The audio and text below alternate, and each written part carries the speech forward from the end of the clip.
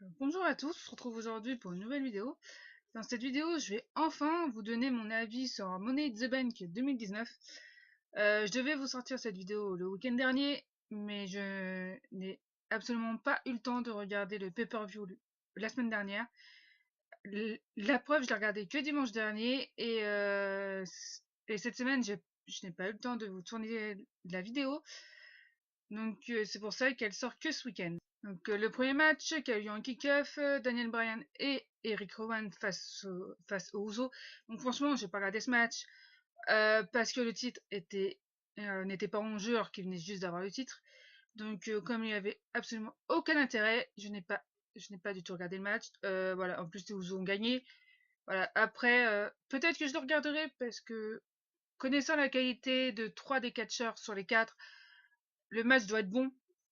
Euh, Mais voilà, je l'ai pas vu, il ne m'intéresse pas pour le moment. Donc, on commence enfin à la carte principale avec le premier match, le Money in the Bank féminin. Donc, la victoire de Bailey, je l'avais plus ou moins prédit dans mes pronostics.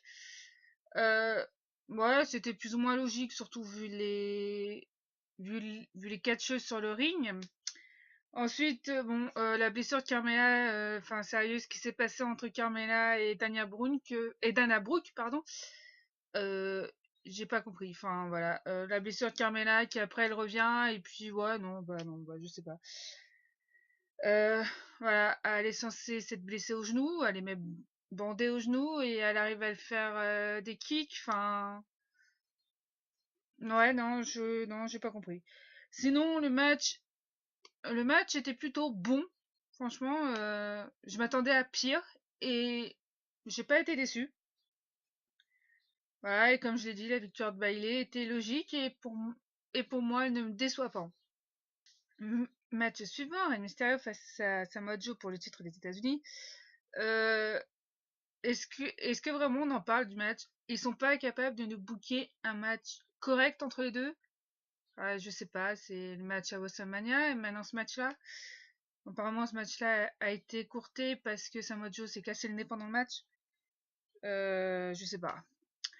Ensuite, l'erreur d'arbitrage à la fin. Enfin, je sais pas. Samoa Joe a les épaules carrément. Enfin, ses épaules ne sont pas du tout sur le sol. Elles sont carrément levées. Enfin, eh ben non. Non, l'arbitre fait quand même le compte de 3. Non, bah non, je sais pas. Euh, et personnellement, j'ai trouvé l'après-match plus intéressante que le match lui-même. Alors pourtant, l'après-match est nul. Enfin, Samoa Joe qui passe à tabac et Mysterio devant les yeux de son fils. Non, c'est nul. Voilà, sinon, voilà, Rey Mysterio qui gagne le titre, mais qui se blesse durant l'après-match et qui va être obligé de rendre le titre. Voilà, ce match est nul. Ensuite, le Miz face à Shane McMahon dans un style cage match. Euh, voilà, comme je m'y attendais, ce match était pas bon. Enfin voilà, c'était après voir ce match après le match qu'ils nous ont fait à WrestleMania. Je suis vraiment déçue de ce match. Ensuite, le résultat, vraiment, c'est pourquoi faire gagner Shane? Vraiment, il en a pas besoin. Voilà, surtout que là, actuellement, il est en rivalité avec Roman Reigns, tout ça. Pourquoi le faire gagner face au Miz? Le Miz a beaucoup plus besoin de cette victoire actuellement. Bon. Euh, Sinon, encore une fois, l'arbitrage, non, bah non, je sais pas.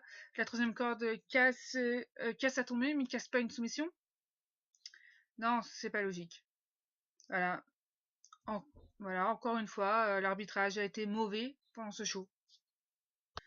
Donc ensuite, nous avons Tony Nese face à Aria Daivari pour le Cruiserweight Championship. Euh, voilà, c'est un bon match, mais j'ai vraiment eu du mal à rentrer dedans. Voilà, d'habitude dans les autres pay-per-view, le match pour le titre Cruiserweight est dans le kick-off et là ils nous le mettent en plein milieu de la carte. Enfin, c'est pas logique. Voilà, s'ils veulent nous le mettre dans la carte, ils nous le mettent en opener. Voilà. Voilà, comme j'ai dit, j'ai vraiment eu du mal à rentrer dedans. C'est peut-être pour ça que je l'ai pas apprécié comme j'aurais dû, parce qu'un match de la division Cruiserweight c'est forcément bon, voilà. Mais non, j'ai vraiment eu du mal. Donc, le 6e match, Becky Lynch face à Lacey Evans pour le titre de Raw. Donc, je m'attendais à rien parce que Lacey Evans, j'avais pas vraiment pu la voir catcher. Donc, je m'attendais pas à grand chose et en fait, j'ai plutôt été surprise. Voilà, c'est vraiment un match sympa à regarder, enfin, je trouve. Euh, bon, c'est vrai, je suis pas fan de Lacey Evans, mais voilà, j'attends de voir ce que ça peut donner avec le temps. En tout cas, j'aime plutôt bien son personnage. C'est son in-ring qui, pour l'instant, me gêne un peu. Voilà, c'est à voir avec le temps. Donc, ensuite, Becky Lynch face à Charlotte pour le titre de SmackDown. C'était un bon match entre les deux. De toute façon, on pouvait s'en douter vu le nombre de matchs qui a lieu entre les deux. Et chaque match était bon, sauf celui de Fastlane. Mais bon, ça, c'est un match un peu à part. Euh, Sinon, pourquoi les Evans est intervenu et Charlotte son 9e titre? Enfin, lui faire gagner un 9e titre, c'est bien, mais pourquoi juste quelques secondes?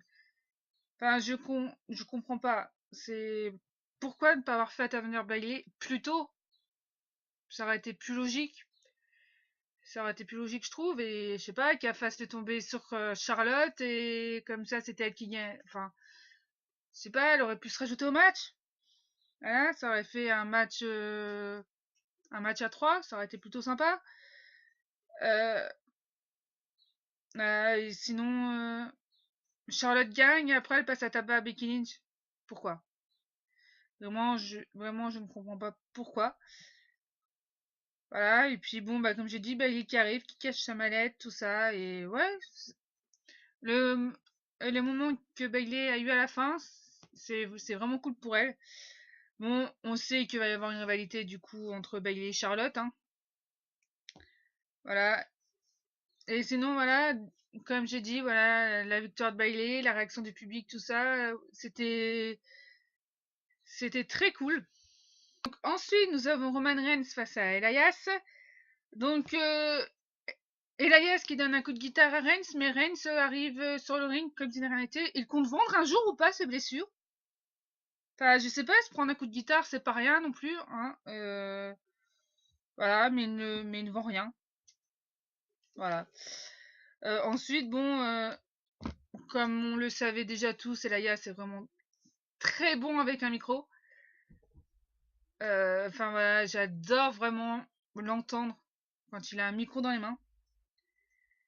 Et bon, puis comme on peut s'en douter, hein, bah, c'est pas un match quoi. Enfin, c'est un segment. Voilà, c'est un segment qui sert à la rivalité, mais qui n'a pas sa place dans un pay-per-view.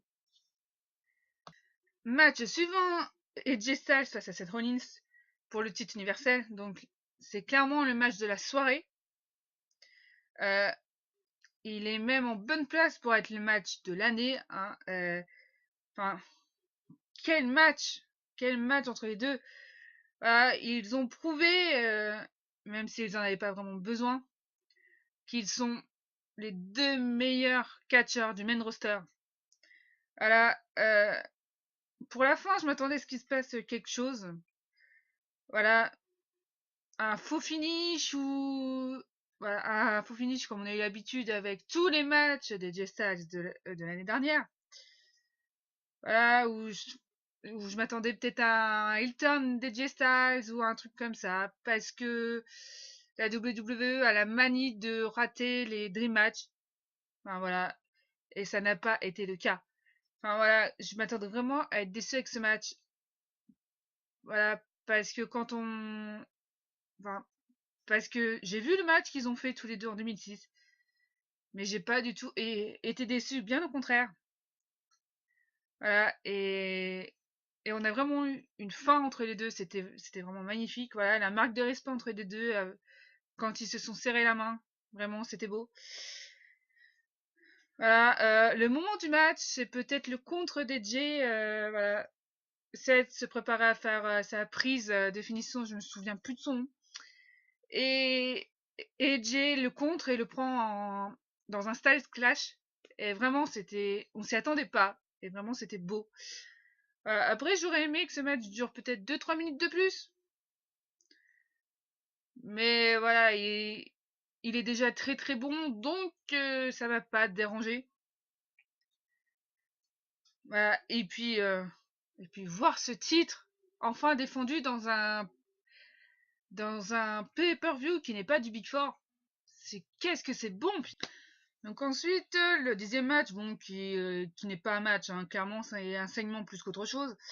La Lucha House Party face à Lars Sullivan. Bon, le but de faire ça, voilà, on fait passer Lars Sullivan pour une brute. Ils ont déjà essayé avec Braun Strowman et on, et on voit ce que devient Braun Strowman actuellement. Enfin, c'est voilà, ils essaient de faire pareil et seulement c'est nul. Voilà l'intérêt de faire ça, je comprends pas. Voilà, c'est non, vraiment je comprends pas. Voilà, Lars Sullivan qui fracasse trois gars. Ok, mais non, j'ai aucune utilité à ce truc-là, hein. Donc, avant-dernier match, Kofi Kingston face à Kevin Owens pour le titre de la WWE. Bon, c'était un bon match, mais je m'attendais à mieux. Ouais, vraiment, je m'attendais à mieux parce qu'ils sont capables de faire mieux, ces deux-là. Voilà, mais sinon, non, vraiment, c'était un bon match. Par contre, une question, pourquoi Kevin Owens a retiré les chaussures de Kofi? Là, j'ai pas compris le but, ça n'a servi absolument à rien. Donc, je ne comprends pas. Voilà. Mais sinon, à voir ce que ça va donner entre les deux par la suite. Voilà. Main event, donc le Money in the Bank masculin. Un petit détail, le dos de Finn Balor a pris vraiment très très cher. Voilà, là c'est vraiment faire don de sa santé pour le business, hein. Voilà. Or, sinon Randy Orton il a dormi aussi pratiquement tout le match, hein. Bon, pas qu'il m'a manqué, hein, personnellement, vu que quand il est dans un match, la plupart du temps, il ne fait rien. Donc ça m'a pas dérangé plus que ça. Euh, voilà, sinon globalement c'était vraiment un très bon match. Voilà, j'ai vraiment beaucoup aimé ce match, sauf la fin. Voilà. La cloche il y a 7 participants. Oui, parce que Sami Zayn s'est fait attaquer et tout ça, donc du coup il a été retiré du match. Donc ça fait 7 participants. Les 7 sont sur le ring, la cloche tout ça. Donc à partir de ce moment-là, si on prend la règle, plus aucun catcheur ne peut rentrer sur le ring. Bah à la fin, t'as Brock Lesnar qui arrive, qui décroche la mallette. Le but, enfin, là sérieusement, pourquoi Brock Lesnar? Je sais pas, il y a, il y avait plein de talents sur le ring. Maintenant, ils nous font revenir le fantôme de la WWE. Sérieusement.